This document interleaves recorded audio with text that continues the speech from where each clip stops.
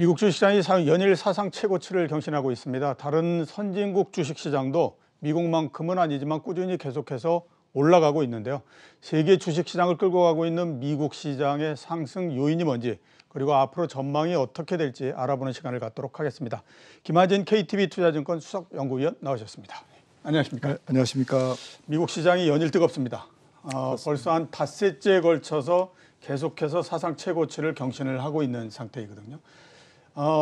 그 상승 요인에 대해서는 꾸준히 제가 계속 여쭤보도록 하고, 우선 미국 시장 전망에 대해서는 어떻게 지금 보십니까? 네, 아직은 기대감이 살아있다. 아직은 뭐 주식시장이 좀 멈추기에는 좀 아쉬움을 많이 갖고 있는 듯한 시세 표출이 계속 분출이 일어나고 있습니다. 예. 어제 증시만 해도 뭐 어쨌든 뭐 여러 가지 호재와 악재가 이렇게 뒤섞여 있었는데요.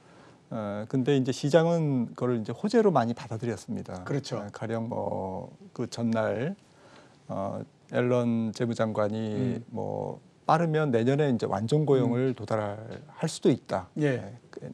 역으로 말씀드리면 그만큼 경기 부양책을 강력하게 쓰겠다. 예. 통화 정책이든 재정 정책이든 뭐 이런 얘기 아니겠습니까? 예. 또 반대쪽으로 해서 보면 내년도에 테이퍼링을 할 수도 있다. 네, 그렇습니다. 그래서 실제로 시장에서 어제 물가가 금리가 약간 들썩였거든요. 예, 그렇죠. 특히 뭐 저희가 채권 시장 안에 내재돼 있는 기대 인플레이션이라는 게 브레이크 이븐 레이트를 많이 보는데요. 이게 2014년 이후에 최고치를 경신했고요. 예. 국채 3년물이 또 굉장히 그 신고치를 코로나19 이후에 그 수준까지 지금 도달하는 그런 장기물이 그렇게 많이 올랐다는 얘기는 물론 이제 10년물은 유럽 시장에서 1.20까지 터치하다가 살짝 이제 내려왔긴 했습니다. 그렇죠. 많은 아무튼 하루의 움직임을 가지고 뭐 저희가 논할 수는 없지만 가장 대표적인 벤치마크물인 국제 10년물만 해도 지금 계속 올라오고 있습니다. 그래서 오락가락하면서 올라오고 있고 저점을 높이고 있거든요. 그러니까 어제 또 유가가 사상 최고치를 경신했습니다. 브렌트유는 60불을 터치했고 넘어섰고 WTI도 57불을 했는데 이 57달러라는 게 굉장히 의미가 있는 게 코로나19 이전에 거의 완전 고용 상태에서의 장기 평균 유가거든요. 그렇죠. 그런 의미에서는 어쨌든 뭐 종합적으로 봤을 때는 지금 백신이 보급되고 또 정부도 미국 정부도 강력한 재정 정책을 지금 준비하고 있고 또 의지를 굉장히 불태우고 있고요. 그런 상황에서 마켓의 시장 금리 또 인플레이션 이런 부분들은 서서히 또 주식시장을 한편에서 어제는 이제 그런 것들을 악재로 받아들이지 않고 호재로? 네, 당연히 이제 경기가 좋아지고 뭐 그러니까 금리가 올라가는 것은 당연하다라는 쪽으로 이제 악재는 좀 묻어뒀는데요. 올해 시장은 아무래도 이제 금리와의 싸움이 되지 않을까.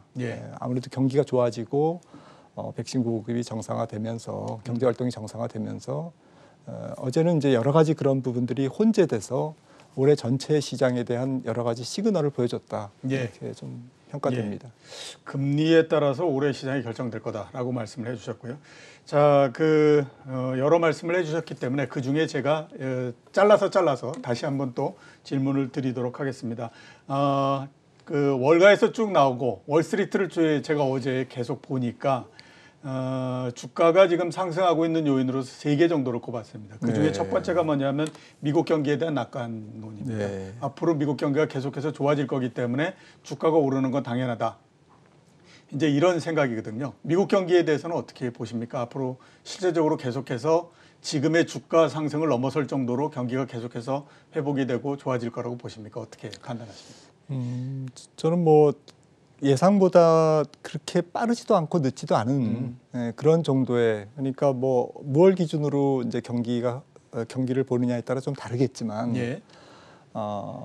전반적인 저희가 그냥 포괄적으로 얘기하는 경기라는 관점에서는 원래 보던 대로 갈 것 같다. 원래 보던 대로. 네, 원래 보던 대로는 예상보다 그리 빠르지 않은.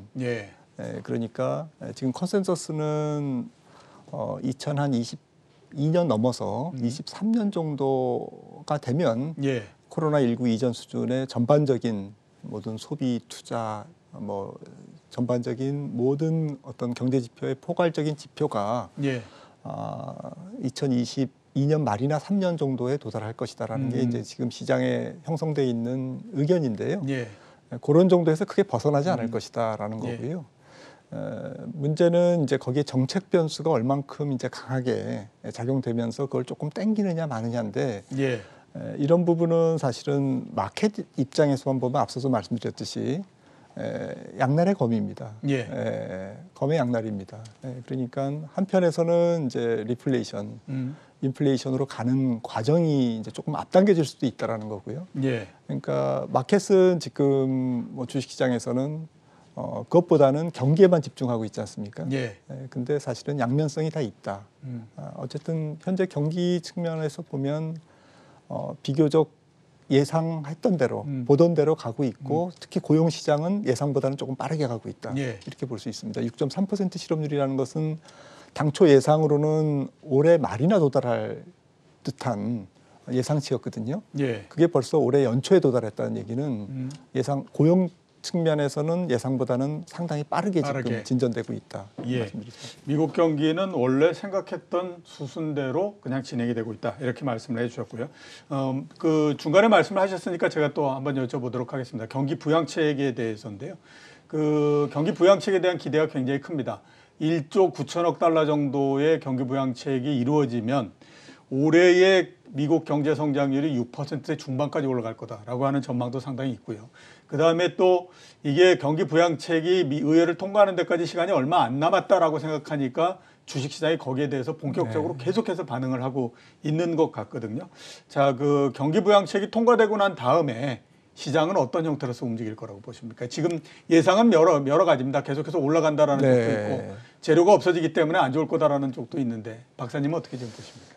주식시장 입장에서 보면 긍정과 부정이 같이 혼재되어 있는 것 같고요. 예. 그리고 좀 스타일의 변화, 지금 시장에서 기대하는 조금 성장주 일변도의 시장의 어떠한 그 흐름에서 조금 경기와 밀접하게 관련이 돼 있는 이른바 뭐 좀 컨택트 관련주라고 할 수도 있겠죠. 예. 실제로 경기 부양책이 이제 올 하반기부터는 발동이 되면 뭐 사회간접 자본 투자가 일어나고요. 또 제조업 지원이 일어나고 또 실업자 구제가 일어나고 이렇게 되다 보면 조금 경기 주식시장의 어떤 색깔, 주도주 뭐 이런 그 부분에서 상당한 변화가 있을 수밖에 없다라는 그런 측면에서 접근하는 게 첫 번째 어떤 포인트인 것 같고요. 예.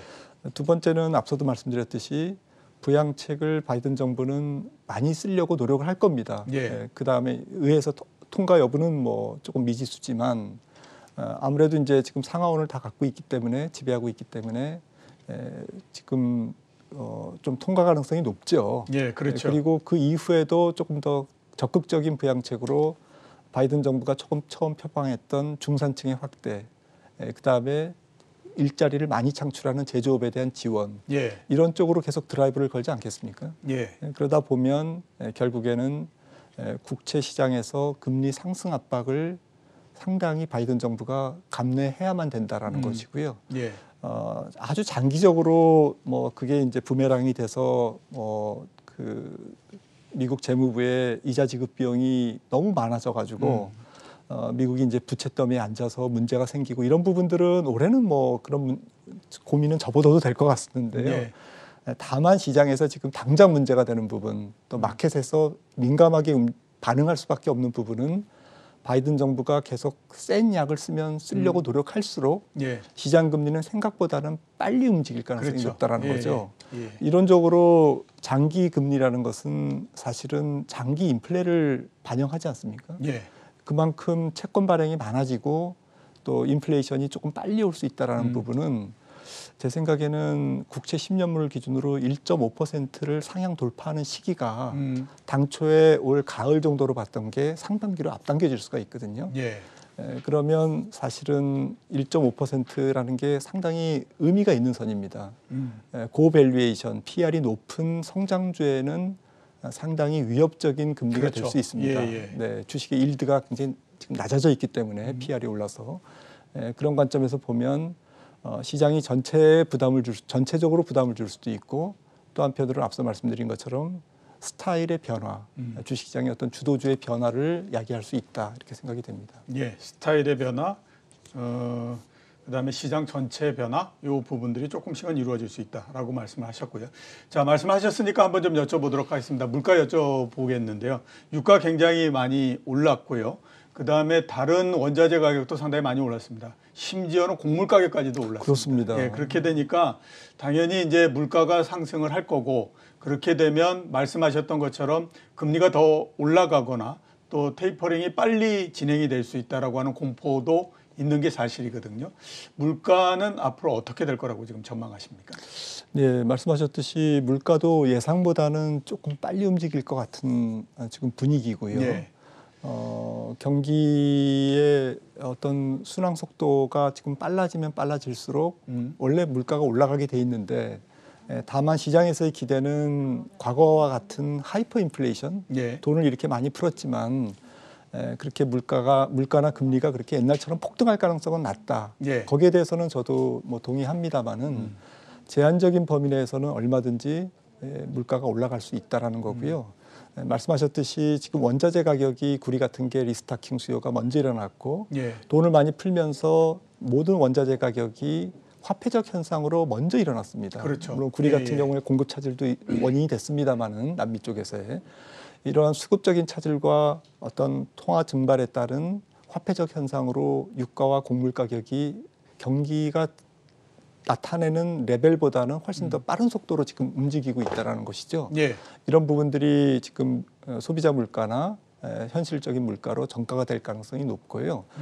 또 화폐적 현상 중에 집값 상승이 임대료 상승을 통해서 소비자 물가의 상승을 자극하는 정도가 지금 굉장히 압력이 높아졌거든요. 예, 그렇죠. 이런 부분이 있고, 또 앞서 앨런의 어떤 그 내년 완전 고용 도달 목표, 물론 목표입니다만은 예상보다는 지금 실업률이 빠르게 낮아지고 있고, 그런 상태에서는 임금 상승률의 어떤 인플레이션 전가 부분, 이런 부분도 생각을 해봐야 되고요. 또 작년까지 본원 통화 증가율이 굉장히 높으면서 지금 미국의 M2 증가율이 20%대거든요. 예. 총통화 증가율이.